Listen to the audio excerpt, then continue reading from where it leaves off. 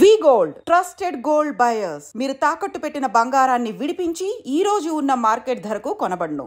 నమస్తే, welcome to I dream. నేను మీ విజిత. ప్రస్తుతం మనతో పాటు ఉన్నారు ఇస్కాన్ టెంపుల్ నుంచి ప్రణవానంద ప్రభుజీ. వారి ప్రవచనాల రూపంలో, వారి మాటల రూపంలో మనకు ఎన్నెన్నో మంచి విషయాలు ప్రతిసారి తెలియజేస్తూనే ఉంటారు. మనకున్న సందేహాలన్నింటినీ నివృత్తి చేస్తూనే ఉంటారు. అయితే నిజంగా భగవంతుడికి మనందరం కూడా భక్తులమే. నిజమైన భక్తుడు అంటే ఎవరు, ఎలాంటి లక్షణాలు కలిగి ఉంటారు, మనం ఆధ్యాత్మిక మార్గంలో నడవాలంటే అసలు మన ప్రయాణం ఏ విధంగా మొదలవ్వాలి, ఇలాంటి విషయాల గురించి ఈరోజు మాట్లాడబోతున్నాం. ఇప్పుడు ప్రభుజీతో మాట్లాడి మరిన్ని విషయాలని నివృత్తి చేసుకుందాం. నమస్కారం ప్రభుజీ. నమస్కారం అండి. హరే కృష్ణ ప్రభుజీ. హరే కృష్ణ ప్రభుజీ. నిజంగా భక్తుడు అంటే ఎవరు ప్రభుజీ?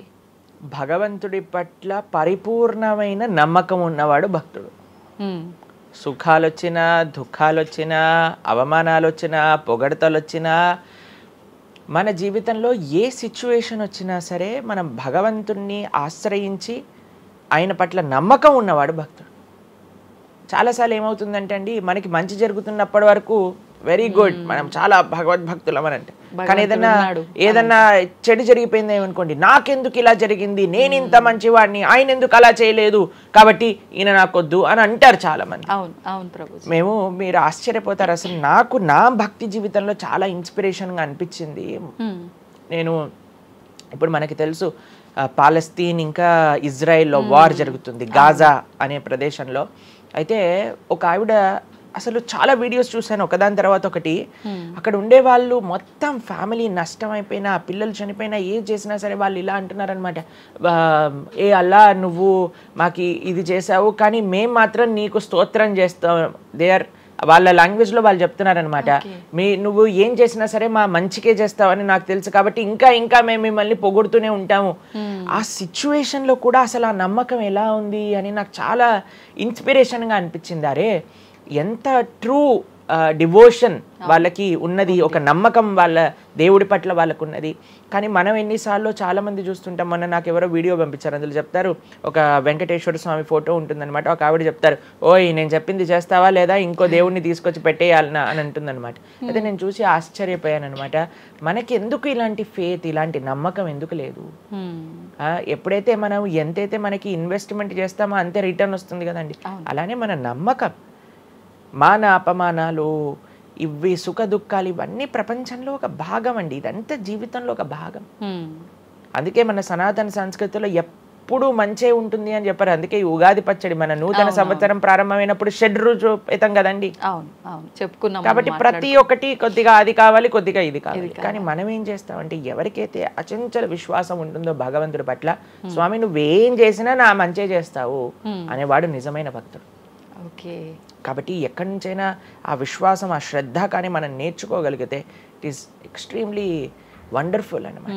ఆ శ్రద్ధ, స్వామి నువ్వు ఏం చేసినా సరే నేను నిన్నే కొలుస్తా, అటువంటి శ్రద్ధ మన దగ్గర ఉండిందండి, మన దగ్గర ఉండింది.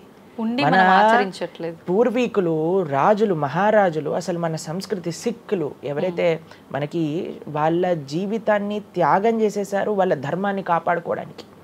మనం చూస్తాం. అసలు ఇప్పుడు ఏంటంటే అండి, నాకు అన్నిటికంటే బాధాకరమైన విషయం ఏంటంటే, ఈ ప్రజెంట్ డే యూత్ ఉన్నారు కదా, వాళ్ళకి మన దేశ సంస్కృతి గురించి తెలియదు, మన దేశ హిస్టరీ గురించి తెలియదు, మన కల్చర్ గురించి తెలియదు, మన ఆధ్యాత్మికత గురించి తెలియదు. తెలుసుకోవాలి అనే ప్రయత్నం కూడా చేయట్లేదు. ఎవరు అసలు దేశాన్ని కాపాడాలనుకుంటుంది? అసలు మన పూర్వీకులు మనకి ఎలాంటి సంపత్తిని ఇచ్చారు? ఏవో టీవీలలో వచ్చే చెత్త ప్రోగ్రాములు చూడటము, టైం వేస్ట్ చేసేయటము. ఇప్పుడు మాకు చెప్తున్నారు, ఎవరో బిగ్ బాస్ అనేదో ప్రోగ్రామ్ వస్తుందట. జనాలందరూ అసలు ఏమొస్తుంది చెప్పండి? మన జీవితంలో ఏదైనా మార్పు కలగలిచ్చా? మనకి లేదు. ఎవడో ఒకటి చోట వాడు డబ్బులు సంపాదించుకుంటూ వాడు చేసే చెత్త పనులన్నీ మనం చూస్తూ ఉంటే, మనం వింటూ ఉంటే, దాని తర్వాత చూస్తే పర్వాలేదు, ఆ వ్యక్తుల పట్ల అపరిమితమైన ప్రేమను పెంచుకొని, ఒకళ్ళు నాకు ఈ మధ్య ఎక్స్ప్లెయిన్ చేస్తున్నారనమాట, ఒక్కొక్కళ్ళకి ఆర్మీ అని తయారైపోయి వేరే వాళ్ళని దూషించటం, వేరే వాళ్ళని తిట్టడం. ఈ సమాజం ఇలా ఉంటే నీకు ఒక బిగ్ బాస్ అనే ఒక టైం వేస్టర్ని కావాలి, అది అయిపోగానే ఐపీఎల్ అనే ఒక టైం వేస్టర్, దాని తర్వాత నెట్ఫ్లిక్స్, అమెజాన్ ప్రైమ్, ఇవన్నీ ఎప్పుడు ఉన్నాయి. మనకి నిజంగా మేము కొన్నిసార్లు యూత్ని కలిసినప్పుడు అడుగుతామండి, అరే మన దేశ రాజకీయాల గురించి తెలుసా అని అంటే, తెలుసండి. ఎవరి దగ్గర నుంచి తెలుసుకున్నావు అని అంటే ఒక యూట్యూబర్ పేరు చెప్తాడు. ఆ యూట్యూబర్ ఏమో ఎక్కడో వేరే దేశంలో కూర్చొని మన సంస్కృతిని మన రాజకీయాల్ని ఎలా ఒక వేరే దిశగా నడిపించాలో నడిపిస్తుంటారు. వాడివన్నీ వింటూ వీళ్ళు ప్రభావితం అయిపోతారు అనమాట.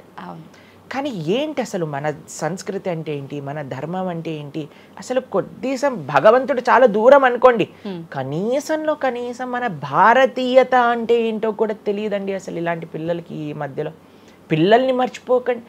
పేరెంట్స్ ఎంతమంది దృష్టి చూపిస్తున్నారు చెప్పండి? చాలా తక్కువ మంది ప్రభుజీ. ఎప్పుడు చూడు ఏ సినిమాకి వెళ్దామా, ఏ సీరియల్ చూద్దామా, ఏ రియాలిటీ షో చూద్దామా, ఏ మూవీ సిరీస్ వెబ్ సిరీస్ కొత్తగా రిలీజ్ అయిందా, ఏ ఇన్స్టాగ్రామ్లో వీడియోస్ చూద్దామా, ఇలానే ఉండిపోతే మన దేశం ఎటు వెళ్తుంది, మన రాజ్యం ఎటు వెళ్తుంది, మన సంస్కృతి ఎటు వెళ్తుంది ఒకసారి చెప్పండి. కాబట్టి భక్తి అనేది ఒక ప్రస్తుత సమాజంలో అర్థం చేసుకోవటము అనేది ఎప్పుడైతే ప్రతి ఒక్కళ్ళు తమ దగ్గర ఉండే సమయాన్ని వెచ్చిస్తారో, ఎప్పుడైతే నేను తెలుసుకోవాలి అనే ఒక ఇచ్చ మనసులో ఉంటుందో అప్పుడు మాత్రమే తెలియపడే ఒక అద్భుతమైన జ్ఞానం అండి అది. తత్విద్ధి ప్రణిపాతేన పరిప్రశ్నేన సేవయా అని కృష్ణుడు భగవద్గీతలో చెప్పారు. ఆధ్యాత్మిక జ్ఞానం అంటే ఎలానో అలా తెలుసుకోలేమండి. దానికి సమయాన్ని వెచ్చించాలి, దానికి ఇంట్రెస్ట్ మన లోపల కలిగి సమయాన్ని తీసుకోవాలి. అరే మనకి బిగ్ బాస్ 210లో ఉన్నంత ఇంట్రెస్ట్ టైం, ఐపీఎల్ మ్యాచ్లలో చూడడానికి ఇంట్రెస్ట్ టైం, వెబ్ సిరీస్లు చూడడానికి ఉన్న ఇంట్రెస్ట్ టైం, ఒక గీతా భాగవతం వినడానికి మనం టైం పెడుతున్నామా?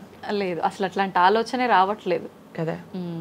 మరి భక్తి అంటే ఏంటి, భగవంతుడు అంటే ఏంటి, భగవంతుడు మనకి ఏం చేస్తున్నాడు, ఇవన్నిటికీ సమయం వెచ్చించాలి కదండి.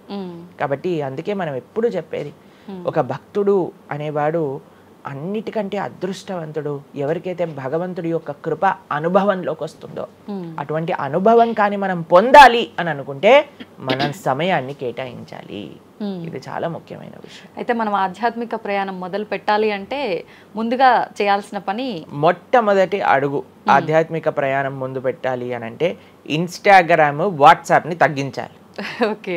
ఇంతకు ముందు ఏకాదశి, ఇప్పుడు రేపు ఏకాదశి ఉపవాసం అంటే నిర్జల ఉపవాసం అని లేదా పలాహార ఉపవాసం అని అలా చెప్తారు. కొన్ని సంవత్సరాలు అయిపోయాక ఉపవాసం అని అంటే కనీసం ఈ రోజైనా ఫోన్ చూడొద్దు అని చెప్పే రోజులు కూడా వస్తాయేమో అనిపిస్తుంది. ఎందుకంటే ప్రతిసారి కూడా అడిక్టెడ్ జనాలందరూ కూడా వాట్సాప్ వీడియోలు, స్టేటస్లు, ఇన్స్టాగ్రామ్, యూట్యూబ్, టీవీ వీటితో అడిక్ట్ అయిపోయి ఎంత సమయాన్ని వెచ్చిస్తున్నారు. అసలు మీరు అన్నట్టుగా జపం చేయడానికి అడుగురా అంటే జపం చేయడానికి సమయం లేదంటారు, వాట్సాప్ స్టేటస్ మాత్రం చూడడానికి సమయం ఉంటుంది. ఎంత విచిత్రం చెప్పండి. కాబట్టి మనము చాలా జాగ్రత్తగా మొట్టమొదటి అడుగు ఏంటి అని అంటే మనం చెయ్యకూడని విషయాలు పక్కన పెట్టడం. ఏంటి? అక్కర్లేని విషయాలు వినటం, అక్కర్లేని విషయాలు మాట్లాడటం, అక్కర్లేని విషయాల గురించి ఆలోచనలు చేయటం, వీటన్నిటిని పక్కన పెట్టి 4 నియమాలు చెప్పారండి మన శాస్త్రంలో భక్తిలో ముందుకెళ్ళడానికి, ధర్మ మార్గంలో ముందుకెళ్ళడానికి. మద్యం పానం శ్రియాసూన యథా అధర్మశ్చ చతుర్విధం అని భాగవతం చెప్తుంది. 4 రకములైన తప్పుడు అలవాట్లను మనం నిషేధన చెయ్యాలట. ఏంటి ఆ 4? మద్యము అని అంటే మద్యాన్ని సేవించటం, ఎనీ టైప్ ఆఫ్ ఇంటాక్సికేషన్ అని అనుకోండి, సిగరెట్లు కానీ, మందు కానీ, గుట్కా, మానిక్ చంద్, పాన్, ఇంకేమంటారు టొబాకో, ఇవన్నీ డ్రగ్స్, ఇవన్నీ అసలు చెప్తూ ఉంటే మిగతా ఎనీ కైండ్ ఆఫ్ ఇంటాక్సికేషన్ దీన్ని పక్కన పెట్టాలి. ఓకే, మనం భక్తి మార్గంలో ముందుకెళ్ళాలి అని అంటే చెప్తున్నాను. 2 మద్యం పానం శ్రియ అసూన. జూదము ఇంతకుముందు జూదం ఆడుతూ ఉండేవారు, మనకు తెలుసు పాచికలాట అని అనేవారు. మహాభారతంలో యుధిష్ఠిర మహారాజు గారు ఆడినప్పుడు ఏమైంది వాళ్ళ జీవితంలో మనందరికీ తెలుసు. ఎన్ని కష్టాలు పడాల్సి వచ్చింది, ఆస్తంతా వెళ్ళిపోవాల్సి వచ్చింది, అరణ్యానికి పాలవ్వాల్సి వచ్చింది. చాలా మంది అడుగుతారు ఎందుకు మహాభారతం యుధిష్ఠిరుడు ఆడాడు. ఆయన ఆడి చూపించారు, అయ్యా ఆడితే ఈ పని అవుతుంది. ఎగ్జాంపుల్ సెట్ చేయడానికి ఆయన చేశారు. సరే, ఆయన చేసింది తప్ప కదా, ఆయన ఏం అనుభవించారో తెలుసు కదండి, మనం ఎందుకు చెయ్యాలి ఆ పని? ఇప్పుడు జూదం యొక్క విపరీతమైన కాన్సిక్వెన్సెస్ తెలుసా అండి. ఇప్పుడు బెట్టింగ్ గేమ్లని, ఐపీఎల్ మ్యాచెస్ కి బెట్టింగ్స్ అని, లేదా ఏది వస్తే దానిపైన బెట్టింగ్లు పెట్టడం, అవి ఇవి ఎన్ని అప్లికేషన్స్ తయారైపోయి ఎన్ని ఒక యువతని ఒక తప్పుడు మార్గంలో పెట్టడానికి అసలు మాకు అప్పుడప్పుడు మేము యూట్యూబ్ చూస్తాం కదండి ప్రవచనాలు వినడానికి, మా గురువు గారి ప్రవచనాలు వినడానికి మేము చూస్తుంటాం అనమాట. అప్పుడు వస్తుంది రమ్మీ సర్కిల్ అని యాడ్ వస్తుంది అనమాట. ఇప్పుడు పేరు చెప్తున్నారు ఎందుకు ప్రభుజీ అని మీరు అనుకోవచ్చు. ఎందుకంటే పెద్ద పెద్ద సినిమా యాక్టర్స్ వాళ్ళు ప్రమోట్ చేసేది రమ్మీ సర్కిల్ అని, మాణిక్ చంద్ కంపెనీస్ని, గుట్కాలని, తర్వాత ఏవైతే అన్హెల్దీ ప్రోడక్ట్స్ కోక్ ఇలాంటివి ఏవైతే సాఫ్ట్ డ్రింక్స్ కూల్ డ్రింక్స్ ఉంటాయో వాటిని మీరు ఒక్కసారి ఆలోచన చేయండి. వాళ్ళు నిజమైన శ్రేయోభిలాషులా మనకి ఒక్కసారి ఆలోచన చేస్తే మనకు అర్థమవుతుందని. మొత్తం ఒక దగ్గర ప్రపంచం అంతా ఇవి తప్పు, ఇవి మీకు మంచిది కాదు అని మొత్తుకుంటుంటే మీరు ఎవరైతే మీరు హీరోయిన్ నా రోల్ మోడల్ అని అనుకుంటున్నారో వాడు మీకు నేర్పించేది ఏంటి అని అంటే, నువ్వు ఈ పేకాట ఆడు, నువ్వు గుట్కా తిను, నువ్వు కూల్ డ్రింక్ తాగు, నీ జీవితం ఏమైనా మాకు పర్వాలేదు. మేము ఎక్కడికి వెళ్ళినా నోరు నొప్పొచ్చేటట్టు అరిచి చెప్తున్నా, అయ్యా ఇవి మంచిది కాదు, మీరు మంచి మార్గంలో ఉండండి, ఆరోగ్యాన్ని జాగ్రత్తగా పెట్టుకోండి, మనసు జాగ్రత్తగా ఉండండి, ధర్మాన్ని ఆచరణ చేయండి అని మేము చెప్తుంటే, కానీ జనాలకి వీటిల్లో ఇంట్రెస్ట్ లేదు. వీళ్ళకి నా రోల్ మోడల్ వాళ్ళు, నా రోల్ మోడల్ ఇది అని ప్రొద్దు నుంచి రాత్రి దాకా ఇన్స్టాగ్రామ్లో చూడటం, వాళ్ళగా మాట్లాడటం, వాళ్ళగా వస్త్రాలు వేసుకోవటం, వాళ్ళలాగా మేము కూడా వాళ్ళలాగా అవ్వాలి అని అనుకుంటే వాళ్ళు ఏం నేర్పిస్తున్నారు మీకు ఒక్కసారి ఆలోచన చేయండి. ఎంతమంది దేశంలో ఉండే యువత మొత్తం కూడా తప్పుడు మార్గంలోకి వెళ్తే మన భారతదేశ భవిష్యత్తు ఏం కావాలో ఒకసారి చెప్పండి. కాబట్టి ఫస్ట్ ఏమన్నా మనం ఇంటాక్సికేషన్, సెకండ్ గ్యాంబ్లింగ్ అని అంటారు, జూదం, ఏ ప్రకారమైన జూదమైనా సరే దాన్ని పక్కన పెట్టాలి.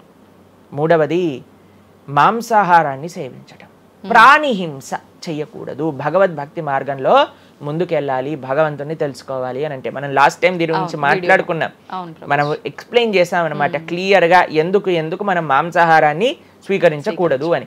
అది భౌతికంగా మనకి మంచిది కాదు, ఆరోగ్యరీత్యా మంచిది కాదు, ఎమోషనల్గా మంచిది కాదు, ఎన్వైరన్మెంటల్గా మంచిది కాదు, స్పిరిచువల్గా మనకి మంచిది కాదు అని ఈ రీజన్స్ అన్ని చెప్పాం.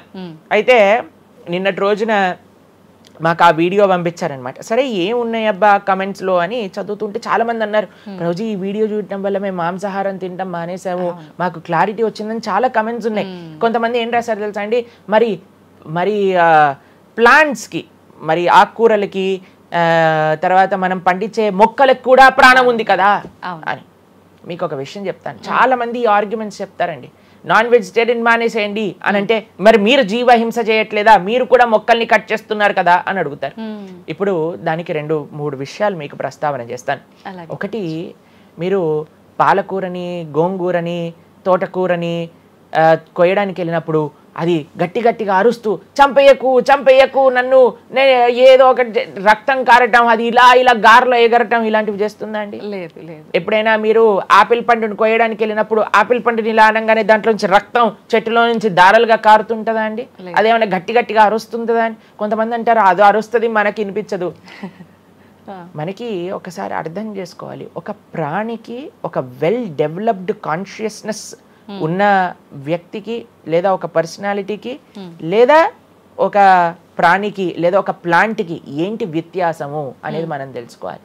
దాంతోపాటు ఇంకొక విషయం చెప్తాను, మరి ప్లాంట్స్ని తినచ్చు, యానిమల్స్ని తినకూడదు అని ఏంటి ప్రమాణము అనంటే, భగవంతుడు మనకి ఈ విషయాన్ని ప్రస్తావన చేశారు, స్వామి మనకి ఈ విషయాన్ని ఉపదేశం చేశారు. అయ్యా, నువ్వు కేవలం శాకాహారాన్ని మాత్రమే తినవచ్చును, సాత్విక ఆహారాన్ని మాత్రమే తినవచ్చును. ఎక్కడ చెప్పాడు భగవంతుడు? పత్రం పుష్పం ఫలం తోయం యోమే భక్త ప్రయశ్చతి. పత్రం పుష్పం ఫలం తోయం, నువ్వు ఫలములను, తర్వాత ఆకులను, నీటిని, పాలను, వీటితో సంబంధించినవి ఏవైనా సరే తయారు చేయొచ్చు, భగవంతుడికి నివేదన చేయొచ్చు, స్వీకరించవచ్చు. కాబట్టి మన శాస్త్రములు దేన్నైతే యాక్సెప్ట్ చేశాయి, ఇప్పుడు చెప్పాయనుకోండి, సరే ఈ ప్లాంట్స్లలో కూడా ప్రాణం ఉందయ్యా, ప్లాంట్స్ కూడా తినకు అని అంటే ఏం చేస్తామండి? గాలిని పీల్చుకుంటామా? సన్లైట్ తో బతుకుతామా మనం ఏమన్నా ప్లాంట్స్ బతికినట్టుగా? ఏదో ఒకటి కావాలి కదా ఆహారం. కాబట్టి అన్నిటికంటే లీస్ట్ హింస, అహింస అంటే అన్నిటికంటే లీస్ట్ హింస ఎక్కడ ఉంటుందో అది. కాబట్టి మనకి శాస్త్రం ఆమోదన చేసింది, నువ్వు ఈ ఏవైతే హర్బివోరస్ అని అంటారు చూడండి, ఏవైతే పశుపక్షాదులు కాకుండా ఏవైతే మొక్కలు ఉంటాయో, ఏవైతే ధాన్యం ఉంటుందో, ఏదైతే ఫలములు ఉంటుందో దాన్ని స్వీకరించు అని. తర్వాత రెండో ఆర్గ్యుమెంట్ ఏం చేస్తారో తెలుసా అండి, నాన్ వెజిటేరియన్ అనగానే మనం కానీ తినకపోతే వాటి పాపులేషన్ మొత్తం పెరిగిపోయి పెరిగిపోయి పెరిగిపోయి పెరిగిపోయి మనల్ని చంపేస్తుంది. అయ్యా నువ్వొక్కడివి మారటం చేత ఏమీ అవ్వదు. అవును, మొత్తం మారిపోదు. ప్రపంచం ఎలా వెళ్తుందో కొంతమంది మూర్ఖులు ఉంటారు, ఎంత చెప్పినా మారని వాళ్ళు వాళ్ళ పని చేసుకొని ఇవ్వండి అంతే. భగవంతుడు బ్యాలెన్స్ ని తయారు చేశారండి. ఆ భగవంతుడు ఆ బ్యాలెన్స్ ని క్రియేట్ చేస్తారు. నువ్వు ఆ ధర్మాన్ని ఆచరించకుండా ఉండు. కాబట్టి 3 చూసాం ఏంటి, మద్యం, పానం, శ్రియ, సూన. ఒకటి intoxication, gambling, meet eating. Last Prabhuji ఒక చిన్న డౌట్, ఇప్పుడు మాంసాహారం తినొద్దు మన శాస్త్రంలో ఎక్కడ తినమని చెప్పలేదు అని అన్నారు కదా, మరి గ్రామ దేవతలకి కోళ్ళు మేకలు ఇలాంటివన్నీ బలిస్తుంటారు కదా, మరి అది ఎక్కడ ఉంది అసలు? మీరు అమ్మవారిని జగన్మాత అని పిలుస్తారు తెలుసా? మీరు ఎప్పుడైనా అంటారా? అమ్మ అంటారు, అంతేనా?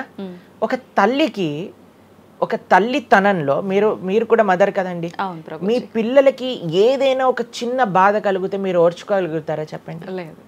అస్సలంటే అసలు అలాంటి ప్రస్తావనే తేయకూడదు ప్రభుజీ అని అంటారు. అవును, అంతేనా కదా? మరి జగన్మాత అని మనం అంటున్నప్పుడు ఆ జగత్తుకి తల్లి, జగత్తు మొత్తం అని అంటే ఆ పక్షి, ఆ ప్రాణి కూడా అదే జగత్తులో పుట్టిందే కదా. అంటే ఆ ప్రాణికి కూడా ఆవిడే కదా తల్లి. ఆ తల్లి ముందు మనం ఇలాంటి పనులు చేస్తే అమ్మకి నచ్చుతుందా నచ్చదా చెప్పండి? నచ్చదు. కాబట్టి ఇవన్నీ ఎక్కడొచ్చాయి అని అంటే మధ్యలో ఎక్కడో ఒక చోట కొన్ని తప్పుడు ఆచరణలన్నీ కూడా మన లోపలికి దూసుకొచ్చేసాయి అన్నమాట. కానీ బలి అనేది ఎప్పుడు ఇవ్వకూడదు. సాత్వికమైన ఆరాధన అన్నిటికంటే శ్రేష్టమైన ఆరాధన. ఈ బలులు ఇవ్వటం వీటన్నిటిని తామసిక ఆరాధన అని అంటారు. కాబట్టి మనము ఎంతైతే మీరు బలి అంటే ఏంటో తెలుసా అండి, ఏదో ఒకటి సమర్పణ చేయటము. సమర్పణ చేయటాన్ని, దాంట్లో ప్రాణిని సమర్పణ చేయటం కంటే మనకుండే అహంకారాన్ని సమర్పణ చేస్తే అమ్మవారు ఇంకా ఆనందిస్తారు. మన దగ్గర ఉండే దంభాన్ని సమర్పణ చేసేస్తే, బలిచ్చేస్తే ఇంకా ఆనందంగా ఉంటారు. దంభము అని అంటే గర్వం. అహంకారము, దంభము, ఈ రెండిట్లో వ్యత్యాసం ఏంటో తెలుసా అండి? గర్వము అని అంటే మనం చేసిన దానికి మనం గర్వపడ్డాం అనమాట. నేనే చేశాను, నా అంతటి వాడు లేడు. దంభము అంటే చెయ్యని దానికి కూడా గర్వపడడం. కాబట్టి మనకుండే అభిమానాన్ని, మనకుండే ఆ లోభాన్ని, వీటన్నిటిని అమ్మవారికి సమర్పణ చేయండి, ఇంకా మంచి, ఇంకా ఆనందిస్తారు. అందుకే మనం తల నీలాలు ఇస్తాం. చాలా మందికి తెలియదు అసలు దేవుడు ఏం చేసుకుంటాడండి మన జుట్టుని, డాండ్రఫ్ తోటి ఉన్న జుట్టుని. దేవుడికి ఎందుకు సమర్పణ చేయాలి మనం తల నీలాలు అని అంటే, అయ్యా నేను జుట్టు ఉంటే ఎప్పుడు కూడా ఇలా ఇలా ఇలా హెయిర్ స్టైలింగ్ చేసుకుంటూ నేనేదో చాలా హ్యాండ్సమ్ మ్యాన్, చాలా హ్యాండ్సమ్ ఉమెన్ అనుకుంటూ ఉంటారు కదా అందరు కూడా. అయ్యా నా యొక్క ఆ సెల్ఫ్ కాన్షియస్నెస్ ని సమర్పణ చేస్తున్నా నీ దగ్గర. మనం గుడికి వెళ్ళి కొబ్బరికాయ కొడతాం. కొబ్బరికాయ ఎందుకు కొడతామండి? మనం కూడా అలాంటి హార్టెడ్ వ్యక్తులం అనమాట. మనకు కూడా ఆ గర్వంతో మనం కూడా అంత పైన ఉండే షెల్ ఉంటుంది కదా, ఎంత హార్డ్గా ఉంటుంది. కానీ ఎప్పుడైతే అది పలగొట్టేస్తామో అప్పుడు లోపల మంచి తీయటి నీరు మనకి దొరుకుతుంది. కొబ్బరి ఎంత స్వీట్గా ఉంటుంది, అది మనకు కలుగుతుంది. మన హృదయంలో ఆ సున్నితమైన భావాలు ఉన్నాయి, కానీ మనకుండే అజ్ఞానము, మనకుండే అహంకారం, మనకుండే అవిద్య దాన్ని ఆపేస్తుంది. అందుకే భగవంతుడి ముందు, స్వామి నీ ముందు నా అహంకారాన్ని సమర్పణ చేస్తున్నా అనే భావనతో మనం కొబ్బరికాయ కొట్టాలి. అంతేగాని కొబ్బరికాయ తీసుకెళ్ళి కొట్టేసి నేను ఈరోజు 108 కొబ్బరికాయలు కొట్టాను దేవుడి దగ్గర అనే అహంకారం వచ్చింది అనుకోండి, కొబ్బరికాయ కొట్టడమే వేస్ట్, ఫలితం లేదు. కాబట్టి మనందరం అర్థం చేసుకోవాలి అసలు ఏంటి భావన. బలి అని అంటే ప్రాణి బలి కాదయ్యా, నీ దగ్గర ఉండే చెడు గుణాలను బలి. కాబట్టి ఈ 3 విషయాలు అయిపోయి 4వ విషయం ఏదైతే మనం చేయకూడదో, ఇలిసిట్ సెక్స్ అని అంటారు, వ్యభిచారము అని అంటే పురుషులు స్త్రీలు పురుషులు. నిన్నే ఒకళ్ళు చెప్తున్నారు, ఒక టీవీలో ఒక న్యూస్ వచ్చిందట, one of the most famous యాక్టరో లేదా ఇంకెవరో వాళ్ళ హస్బెండ్ని వేరే స్త్రీలతో పాటు పట్టుకున్నారు అని మాకు ఒక న్యూస్ నిన్న ఒకళ్ళు చెప్తున్నారు అనమాట. అంటే వాళ్ళు ఏం చెప్పారంటే నాకు, ప్రభుజీ సమాజంలో ఇలాంటివి ఎన్నో కేసులు వస్తున్నాయి ప్రభుజీ, ఈ మధ్యలో న్యూస్లో ఇలాంటివి అయితే తరచుగా మనం చూస్తూ ఉన్నాము.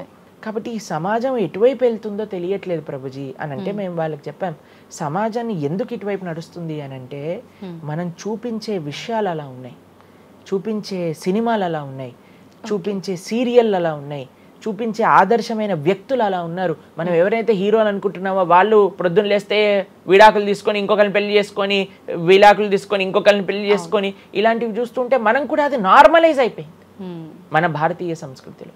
కానీ ఎక్కడైతే ధర్మం ఉంటుందో, రాముడు ఆదర్శంగా ఉన్న వ్యక్తి ఎప్పుడు అలాంటి తప్పు చేయలేదండి. ఎందుకంటే రాముడు ఏకపత్ని వ్రతుడు. ఎంత కమిట్మెంట్ ఉండాలి భార్య పట్ల, భర్తకు కూడా అలానే అండి. ఇప్పుడు ఒకళ్ళు తప్పు అంటే, ఇప్పుడు చాలా మంది అనుకుంటారు ఇది ఎత్తి పురుషులకే వర్తించింది అని. పురుషులకు ఎంతైతే వర్తిస్తుందో అంతే స్త్రీలకు కూడా వర్తిస్తుంది, స్త్రీలకు ఎంతైతే వర్తిస్తుందో అంతే పురుషులకు కూడా వర్తిస్తుంది. కాబట్టి ఈ 4 చాలా జాగ్రత్తగా ఉండాలి. పరస్త్రీ సంఘము, పరపురుష సంఘం, వీటి నుంచి చాలా జాగ్రత్తగా ఉండాలి. ఈ 4 కానీ మనం ఆచరించగలిగితే మన జీవితంలో, చెయ్యకూడనివి 4, చెయ్యాల్సినవి 4. ఇప్పుడు మనం చెయ్యకూడనివి 4 గురించి విన్నాం కదా. చెయ్యాల్సిన 4 ఏంటో ఒక నిమిషంలో చెప్పేస్తా. మంచి భక్తుల యొక్క సాంగత్యం, మంచి పుస్తకాలు చదవటం, భగవన్నామాన్ని జపం చేయటం, మంచి ఆహారాన్ని స్వీకరించటం. ఈ 4 చేస్తే మనం డైరెక్ట్గా భగవంతుడి యొక్క శ్రీచరణాల దగ్గర ఉంటాం అనమాట. ఓకే, ఇవన్నీ జరగాలి అని అంటే మనం ఆధ్యాత్మికం వైపు మన మనసును మళ్ళించాలి. మనకి ఆధ్యాత్మికము అవసరము అని మనం తెలుసుకోవాలి. ఎప్పుడైతే తెలుసుకుంటామో మనం సమయాన్ని ఇవ్వగలుగుతాం. ఓకే ప్రభుజీ, జపం అని అంటుంటారు. నిజంగా జపం అంటే ఏంటి ప్రభుజీ? ఏ విధంగా జపం చేయాల్సి ఉంటుంది? జపము మనకి కలియుగంలో తరించడానికి మార్గం. కృతేయ ధ్యాయతో విష్ణుం త్రేతాయాం యజతోమకై ద్వాపరే పరిచర్యాయాం కలో తత్ హరికీర్తనం అని చెప్పారు. భగవంతుడి యొక్క నామ జపం అత్యంత శ్రేష్టమైనది. కృష్ణుడు భగవద్గీతలో ఏం చెప్తారో తెలుసా అండి? అన్నిటికంటే గొప్ప యజ్ఞం, యజ్ఞములలో నేను ఒక యజ్ఞాన్ని అని చెప్తారు. ఏ యజ్ఞం తెలుసా? యజ్ఞానాం జప యజ్ఞోస్మి అని భగవంతుడు చెప్తారు. అన్నిటికంటే గొప్ప యజ్ఞం జపం చేయడం అనమాట. ప్రతిరోజు జపం చేయాలి. మేము ప్రతిరోజు 2 గంటల పాటు జపం చేస్తాం ప్రొద్దున పూట. ఏంటి జపం చేయాలి? భగవన్నామాన్ని జపం చేయాలి. భగవన్నామము అత్యంత సులభంగా మనల్ని భగవంతుడి యొక్క కృపని తెచ్చిపెడుతుంది, భగవంతుడి యొక్క రియలైజేషన్ మనకిస్తుంది అనమాట. అందుకే హరిర్నామ హరిర్నామ హరిర్నామేవ కేవలం కలోర్ నాస్తేవ నాస్తేవ నాస్తేవ గతిరన్యదా అని చెప్పారు. అన్నిటికంటే శ్రేష్టమైనది ఎటువంటి రూల్స్ అండ్ రెగ్యులేషన్స్. ఇప్పుడు కొంతమంది అనుకుంటారు జపం అంటే చాలా రూల్స్ ఉండాలి, అది చేయాలి ఇది చేయాలి అని. ఏం లేదు, చక్కగా శుచిగా ఉండండి, శుభ్రంగా ఉండండి, భగవంతుడి ముందు దీపం పెట్టండి, కూర్చోండి, ఒక జపమాల పట్టుకోండి. హరే కృష్ణ కృష్ణ కృష్ణ హరే హరే, హరే రామ రామ రామ హరే హరే. సింపుల్ మంత్రం, ఎవరైనా చేయొచ్చు, ఎటువంటి కాంప్లికేషన్స్ లేదు. ఏ స్థితిలో ఏ అవస్థలో ఉన్న వాళ్ళైనా సరే చక్కగా జపం చేయొచ్చు. ఎటువంటి నియమాలు లేదు. ఎప్పుడైనా సరే చక్కగా భగవన్ నామానికి నియమం లేదు, మంత్రాలకి నియమాలు ఉన్నాయి, కానీ ఇది భగవన్ నామం. ఇటువంటి నామాన్ని కానీ మనం హరినామం అని అంటారు దీన్ని. ఈ హరినామాన్ని కానీ చక్కగా జపం చేయగలిగితే మనకి బ్రహ్మాండమైన ఫలితాలు, ఆ భగవంతుడి యొక్క కృప మనం ఎక్స్పీరియన్స్ చేయగలుగుతాం మన జీవితంలో. ఇప్పుడు మీరు చూడండి, నోట్లు ఎప్పుడైనా మనం లెక్క పెట్టామనుకోండి, ఎలా లెక్క పెడతారు తెలుసా? ఇలా 1 2 3 4 5 6 7 8 9 10 అని లెక్క పెడతారు, అంతేనా? ఏదైతే నోట్లు లెక్క పెట్టేటప్పుడు ఎప్పుడు మనం బయటికి లెక్క పెడతాం, ఎందుకంటే ఇది ఎప్పుడు బయటికి వెళ్ళేదే. కానీ జపం చేసినప్పుడు ఎలా లెక్క పెడతారో తెలుసా అండి? మీరు జపం చేస్తుంటే హరే కృష్ణ కృష్ణ కృష్ణ హరే హరే, హరే రామ రామ రామ హరే హరే అని లోపలికి అంటాం మాలని. నోటిని బయటికి అంటాం, జపాన్ని లోపలికి అంటాం లెక్క పెట్టేటప్పుడు. ఎందుకంటే ఇది ఎప్పుడు మనతో పాటు వచ్చేది ధనం, ఇది వెళ్ళిపోయే ధనం. కాబట్టి శాశ్వతంగా మన లోపలతో వచ్చే ధనం, జన్మాంతరాలకు కూడా మనల్ని ఉద్ధరింపజేసే ధనం ఏదన్నా ఉంటే అది భగవన్నామ జపం. నిజంగా ఎంత మంచి మాట ప్రభుజీ. అసలు ఈ లాజిక్ అర్థమే కాలేదు ఎప్పుడు మాకు. మీరు చెప్పేదాకా ఇంత లాజిక్ ఉంది అని అనిపించలే. చాలా మంచిగా చెప్పాము. ప్రతి ఒక్కళ్ళు చిన్న పిల్లల నుంచి, మా దాంట్లో మా గ్రూప్ లో మీరు చూస్తే చిన్న పిల్లల నుంచి వృద్ధుల వరకు అందరు జపం చేస్తారు. అంతెందుకండి, మీరు చూస్తారు హరే కృష్ణ భక్తులు దేశ విదేశాల నుంచి ఉన్న వాళ్ళందరూ జపమాల పట్టుకొని జపం చేసే వాళ్ళని మనం చూడట్లేదు. కాబట్టి మనకి ఎందుకు జపం రాదు? టైం వస్తుంది, టైం ఉంది. ఎక్కడెక్కడ టైం వేస్ట్ చేస్తున్నామో తెలుసుకుంటే ఎక్కడ దాన్ని యూటిలైజ్ చేయాలో తెలుస్తుంది. సమయంతో పని ఉందా ప్రభుజీ? ఏ సమయంలో అయినా చేసుకోవచ్చు, కానీ ప్రొద్దున పూట చేస్తే అత్యంత శ్రేష్టమైనది. ప్రొద్దున పూట మనం త్వరగా లేసి, త్వరగా స్నానం చేసి, త్వరగా జపం చేసుకోగలిగితే ఆ రోజంతా బ్రహ్మాండంగా ఉంటుంది. ధ్యానం కూడా చేస్తుంటారు చాలా మంది. జపానికి ధ్యానానికి వ్యత్యాసం ఏంటి? మనము భగవన్నామ మంత్రాన్ని, నామాన్ని జపం చేస్తూ భగవంతుడి గురించి ధ్యానం చేయాలి. ఓకే. ఇప్పుడు జస్ట్ ధ్యానం, చాలా మంది మాకు కంప్లైంట్ చేస్తుంది, ఇప్పుడు ఈ ధ్యానం చేస్తే మనసు నిలకడగా ఉండట్లేదు, మనసు ఎక్కడికి వెళ్ళిపోతుంది, అక్కర్లేని ఆలోచనలు వస్తున్నాయి. ఇప్పుడు చూడండి, పిల్లవాడు అటు ఇటు ఇటు అటు కదులుతున్నాడు అనుకోండి, ఇంట్లో ఏయ్ అనగానే అయిపోతారు. అలా మన మనసు కూడా అటు ఇటు ఇటు అటు కదులుతూ ఉంటుంది. కానీ ఎప్పుడైతే మనం మంత్రంతో ధ్యానం చేస్తామో అప్పుడు మనసు ఇలా వెళ్ళిపోయింది అనుకోండి పక్కకి, హరే కృష్ణ అనగానే ఆ మనసు వచ్చేస్తుంది, వామ్మో వీడు కాన్షియస్గా ఉండండి నేను అటు ఇటు వెళ్తుంటే. కాబట్టి మనసు కూడా మనం ఆ నామం పట్ల మనం ధ్యానం చేయొచ్చు. ఎప్పుడైతే మనం నామాన్ని మంచిగా జపం చేస్తామో ఆ నామంలోంచే భగవంతుడి యొక్క రూపం, గుణం, లీల అవన్నీ కూడా ప్రకాశితం అవుతాయి. కానీ ఫస్ట్ మనం ధ్యానం నామం పైన పెట్టాలి. మన ఉచ్చారణ కరెక్ట్గా ఉందా, మనం చక్కగా ఆ నామాన్ని వింటున్నామా, దీనిపైన ధ్యాస ఉండాలన్నమాట.